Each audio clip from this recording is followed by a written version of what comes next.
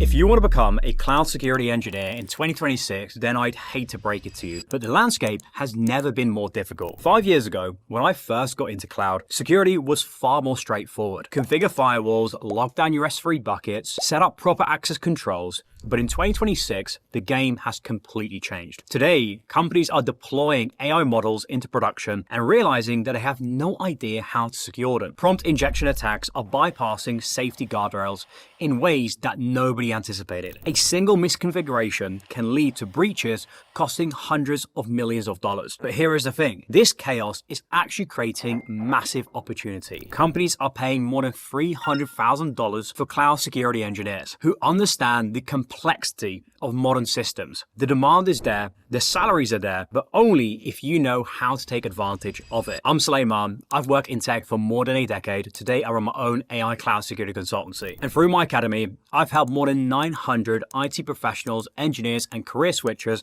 master cloud engineering. In this video, I'm revealing the ultimate 10-step roadmap to becoming a cloud security engineer in 2026. So if you want to become a cloud security engineer or just stay ahead of the curve and sharpen your skill set, then you are in the right place. Starting with step number 1, IT fundamentals. Before you can secure anything in the cloud, you need to understand how it actually works. You want to start with networking because cloud security is fundamentally about controlling how data flows between systems. TCP and IP is the main protocol for internet communication. Think of it like a postal service for sending and receiving data online. You need to understand how data packets travel from one place to another because when something goes wrong or when an attacker tries to intercept that data, you need to know where to look. Next, you want to learn about DNS, the domain name system. This is essentially the phone book of the internet. Now, when you type a web address into your browser, DNS translates that human readable name into an IP address that computers use to locate each other. Now, DNS is one of the most common attack vectors. Attackers can hijack DNS to redirect users to malicious sites, and if you don't understand how it works, then you won't be able to spot or prevent these attacks. Then there's subnetting, which divides large networks into smaller, organized segments. This is crucial because in cloud environments, you'll be creating network boundaries to isolate sensitive resources from public-facing ones. If your database is sitting on the same network segment as your public web server with no separation, then you've got a serious security problem. You also need to understand HTTP and HTTPS, which is how web browsers and servers communicate with each other. HTTP is the protocol that powers the web. When you visit a website, your browser sends an HTTP request and then the server sends back a response. HTTPS adds encryption on top of that, which protects the data as it travels between the user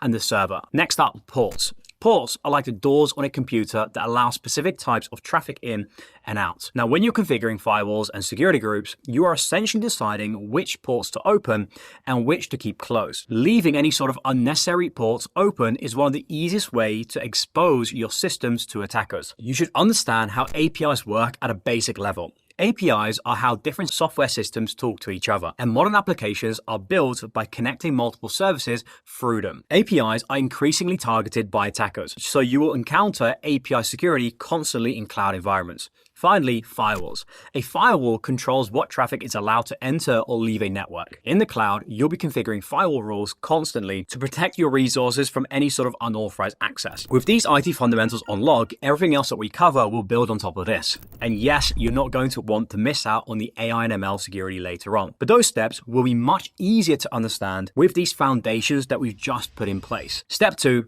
is Linux fundamentals. As a cloud security engineer, you'll be spending a lot of time working directly with servers, and most of those servers run on Linux. So you need to get comfortable with navigating these systems through the command line. Linux is an operating system similar to Windows or Mac OS, but designed to run on servers. Now, you might need to check if a server is running properly, investigate suspicious activity, restart a crashed service, or even install security patches. Now, all of this happens through typing commands that tell the server exactly what to do. So you want to start by learning basic bash commands for navigating directories, viewing and editing files, checking running processes, and monitoring system resources. Now, while Linux dominates cloud environments, you shouldn't ignore Windows entirely because many enterprises run hybrid environments with both. So getting familiar with PowerShell gives you the ability to work across both ecosystems, which in fact just makes you more valuable. Now, the key here is practice. Set up a virtual machine, install Linux, and start using it. The more comfortable that you get with the command line, the faster you'll respond when security issues arise. Step number 3, cybersecurity foundations. Here you want to start with the CIA triad. This stands for confidentiality, integrity, and availability. Confidentiality means keeping data private and only accessible to authorized people. Integrity means ensuring data hasn't been tampered with or modified. Availability means keeping systems running so people can access them when they need to. Now, every security decision that you make will come back to protecting one or more of these 3 things. Next, you'll need to understand common threats and how attacks actually happen. Things like malware, social engineering, phishing. You'll need to recognize these attack patterns because your job will be to prevent them and respond when they happen. So get comfortable with authentication and access control. Authentication verifies who someone is. Access control determines what they're allowed to do once their identity has been verified. Multi-factor authentication adds extra layers of verification beyond just a password. Now, the truth is, most security breaches happen due to compromised credentials or overly permissive access. Finally, learn the basics of encryption. Encryption transforms data into an unreadable format that can only be decoded with the right key. So you've probably come across encryption in your day-to-day. For example, if you use WhatsApp. In cloud security, encryption is protecting data both when it's stored and when it's moving between systems. This is called data at rest and data in transit. Step 4, cloud computing fundamentals. It's time to broaden your horizon. You've got the IT and security principles, so you need to start with virtualization, which is a technology that makes cloud computing possible. This allows single physical machine to run multiple virtual environments. So instead of buying expensive physical hardwares and servers, companies rent computing power from cloud providers and only pay for what they use. Virtual machines act as an independent computer, each with its own operating systems. Containers are more lightweight, sharing the operating system but packaging applications with everything that they need to run. Now, each has unique security requirements, so understanding how to secure both virtual machines and containers individually is crucial. Now, cloud services come in 3 main forms. Infrastructure as a service, which gives you the most control where you manage virtual machines, networking and storage. Platform as a service, which manages the infrastructure for you so you can focus on deploying your applications. And software as a service, which handles everything and you just use the application. Now, each model has different security implications and your responsibilities change depending on which model that you're working with. So this brings us to the shared responsibility model. Security responsibilities are divided between you and the cloud provider. The provider handles the physical security, the data centers, the servers, and the network hardware. Now, you are responsible for securing everything that you put in the cloud, your applications, your data, your user accounts, and your configurations. Step 5, choose your cloud platform. The cloud computing world is dominated by 3 major platforms: Amazon Web Services, Microsoft Azure, and Google Cloud. But I recommend starting with AWS, and here is why AWS has the largest market share, which actually translates to more job opportunities. AWS also offers an extensive free tier that lets you experiment with real cloud services without spending any money. Now, you can get hands-on experience setting up security configurations, testing different scenarios, and building projects for free. And by the way, skills and concepts that you learn on AWS transfer easily to other platforms because the underlying principles remain the same. So focus on one platform first, get really good at it, and then expand your knowledge to others if you need to. Now, pro tip here, companies will still hire you for Azure roles even if you only have AWS experience. They just want great engineers and they know that you can adapt. Which brings me to step number 6, the core AWS services that you need to know. Here is where a lot of people go wrong. They jump straight into learning complex AWS services without first understanding the core services that make up virtually everything that we build in the cloud. Number 1 is EC2. Elastic Compute Cloud, which provides virtual servers in the cloud. These are the machines that run applications, process data, and serve websites. Number 2, S3. Simple Storage Service. S3 provides virtually unlimited storage for files and data. Companies basically store everything in S3, from application assets to database backups to sensitive customer data. Number 3, Lambda. Lambda is serverless compute, which runs code without managing servers. You write a function, you upload it, and AWS handles everything else. Number 4, RDS, Relational Database Service. This is a managed database. This is where applications store their critical data. And then we've got the security-focused AWS services, starting with IAM. Identity Access Management, which controls who can access what in your AWS account. You can create users, you can organize them into groups, you can define roles for applications and services, and you can write policies that specify exactly what actions are allowed. Now, the principle of least privilege means that everyone gets the minimum permissions that they need and nothing more. VPC, Virtual Private Cloud, gives you your own isolated network in AWS. Subnets divide your VPC into segments. Public subnets for resources that need internet access, and private subnets for internal resources that should never be exposed to the internet. Now, security groups act as firewalls around your instances. Network ACLs provide additional layer at the subnet level for security, so understanding VPC architecture is fundamental to building secure environments. KMS, Key Management Service, handles encryption keys, so instead of you managing your keys yourself, which is complex and obviously risky, KMS lets you create and control keys that encrypt your data across S3, RDS, and other services. CloudTrail and CloudWatch, I like to combine these two. CloudTrail logs every API call made on your AWS account. Who did what, when, and from where. CloudWatch monitors your resources and your applications, tracking metrics and logs and letting you set up alarms when something unusual happens. Together, these give you visibility into both what actions are being taken in your account and also how your systems are actually performing. GuardDuty provides threat detection by continuously analyzing CloudTrail logs, VPC logs, and DNS logs. Now, when it detects suspicious activity like unusual API calls or communication with no malicious IPs, it alerts you. Security Hub aggregates findings from GuardDuty, Inspector, and other security services into a single dashboard and runs automated compliance checks against frameworks like CIS benchmarks. AWS Config tracks the configuration of your resources over time, so you can identify when something drifts from your desired security baseline. Now, the reason that I've combined core services with security services in one step is because they're inseparable in practice. You don't monitor GuardDuty alerts in isolation.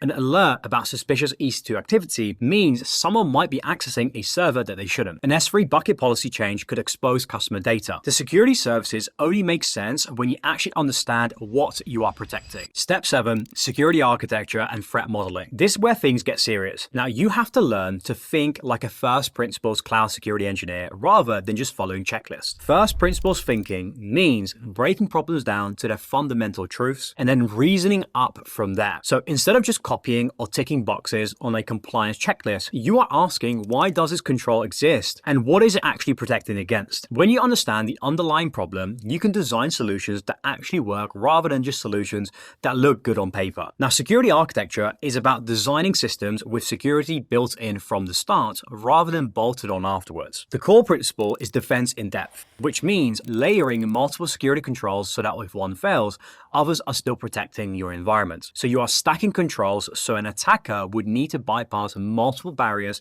to reach sensitive resources.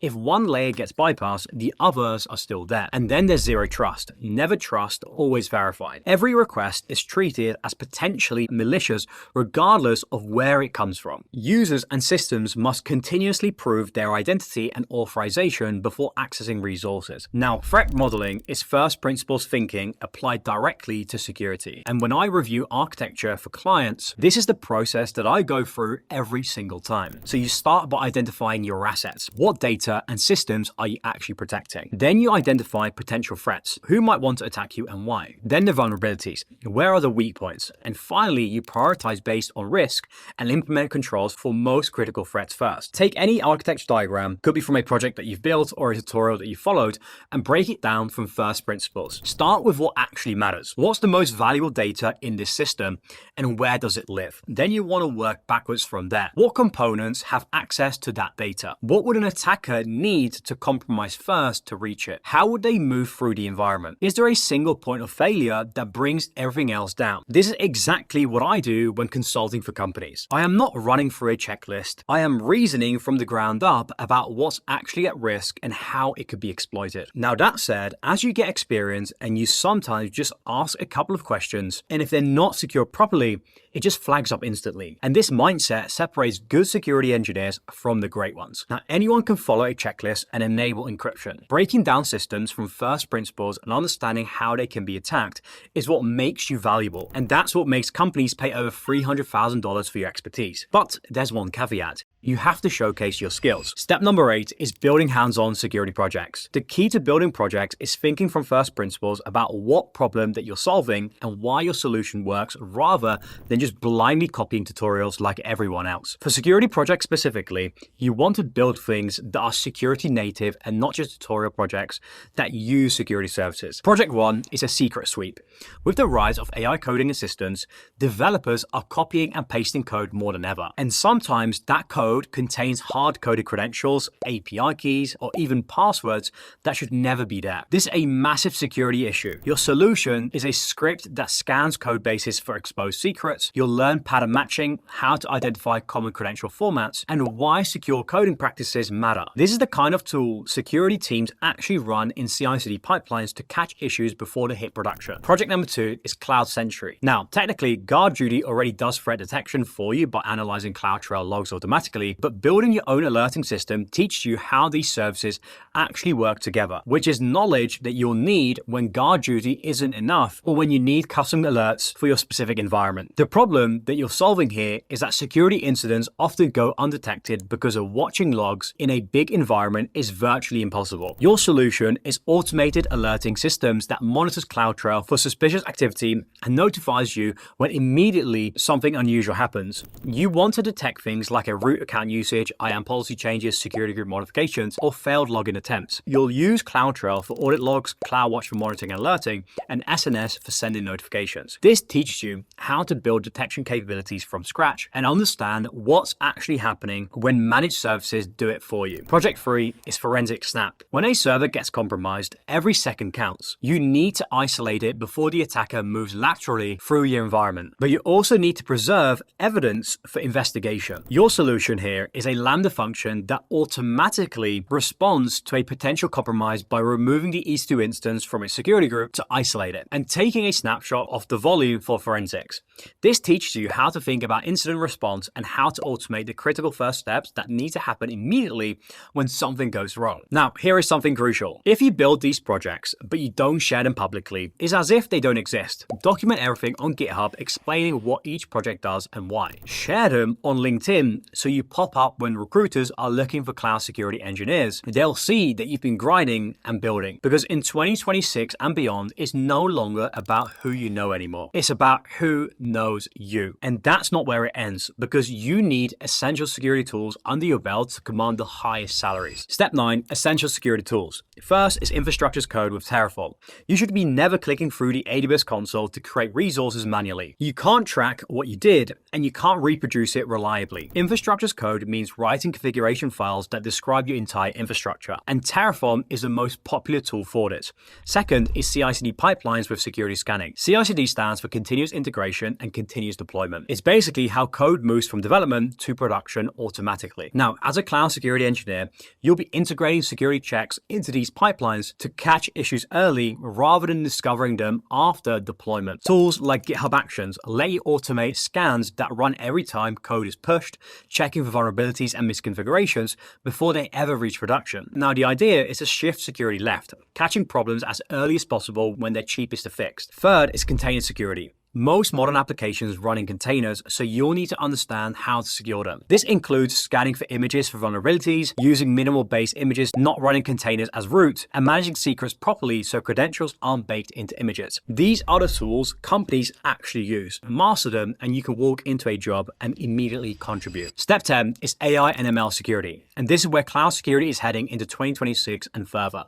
So if you want to future-proof your career, you need to understand the security implications of AI and machine learning workloads. AI workloads in the cloud typically involve training models on large data sets and deploying them as endpoints that applications can call. In AWS, you'll see this with services like SageMaker for custom models and Bedrock for pre-trained foundational models. Prompt injection is where malicious input manipulates an AI model into doing something that it shouldn't, like tricking a chatbot into revealing sensitive information. Data poisoning is where attackers corrupt training data to influence how a model should behave. Model theft is the risk that someone extracts your model directly or queries it enough times to recreate its behavior. The good news is that frameworks are emerging to help you tackle this. OWASP now has top 10 specifically for large language models that outlines the most critical risks.